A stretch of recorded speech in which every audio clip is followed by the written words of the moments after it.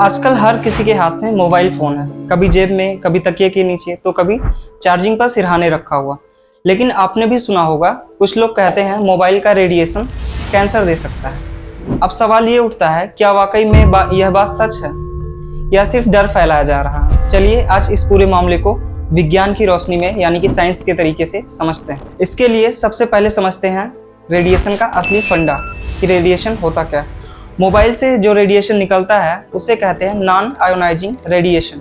इसका मतलब ये बिल्कुल वैसा ही होता है जैसे माइक्रोवेव की तरंगे, जो शरीर के अंदर एटम्स या कोशिकाओं यानी कि सेल्स को नहीं तोड़ सकती हैं। इसके अदर साइड में अगर हम देखें तो जो असली खतरनाक रेडिएशंस होते हैं जैसे कि एक्स रेज या गामा रेज, उनको हम कहते हैं आयोनाइजिंग रेडिएशन, और ये शरीर के लिए नुकसानदायक होते हैं यानी कि हमारी बॉडी के सेल्स को पेंट्रेट कर सकते हैं, भेद सकते हैं।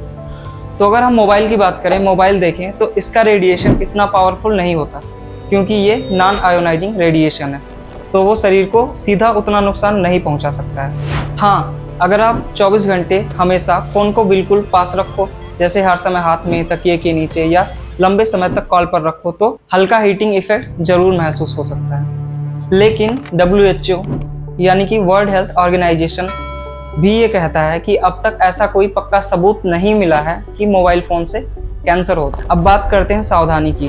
देखिए, रेडिएशन और कैंसर के नाम पे हर कोई डरता है, सुनने में भी बुरा लगता है, लेकिन स्मार्ट यूजर बनना ज़रूरी है अगर हम फ़ोन चला रहे हैं तो। जैसे लंबी कॉल से बचना, ज़्यादा देर तक बात करनी हो तो ईयरफोन या फिर स्पीकर मोड पे डाल के बात करना, और सबसे ज़्यादा ज़रूरी सोते वक्त मोबाइल थोड़ी दूरी पर रखना, क्योंकि आदतें छोटी होती हैं लेकिन इन आदतों का इम्पैक्ट बहुत ज़्यादा बड़ा होता है। अगर हम डेली ऐसा करेंगे तो हमें इन सब से कोई दिक्कत नहीं होने वाली है। और घर में जैसे दादी कहती हैं, बुआ कहती हैं कि हर चीज़ की हद होती है बेटा, वैसे ही मोबाइल भी सही इस्तेमाल में वरदान होता है और गलत इस्तेमाल में परेशानी बन जाता है। तो अगली बार जब कोई कहे मोबाइल से कैंसर होता है तो शांति से मुस्कुराना और कहना, भाई डरने की ज़रूरत नहीं है, समझदारी से चलने की ज़रूरत है। तो टेक्नोलॉजी को दुश्मन मत समझो, उसे दोस्त बनाओ और थोड़ा सा सोच समझकर।